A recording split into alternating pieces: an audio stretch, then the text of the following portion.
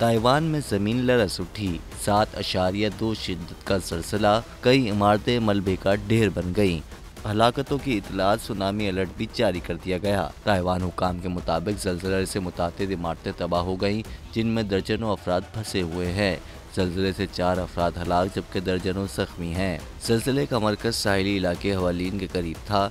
हवालीन में ज़लज़ले से लैंडस्लाइडिंग के वाक़यात पेश आए। ज़लज़ले के बाद आफ्टर शॉक्स का सिलसिला जारी रहा। हुकाम ने मज़ीद 7 शिद्दत के आफ्टर शॉक्स की वार्निंग जारी की है। ताइवान के साहिल के करीब 3 मीटर तक लहरें बुलंद हो गई हैं।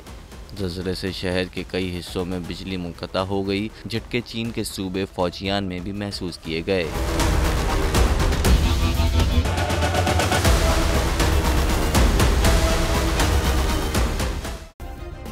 सब्सक्राइब करें और बेल दबाएं ताकि कोई खबर रह न जाए।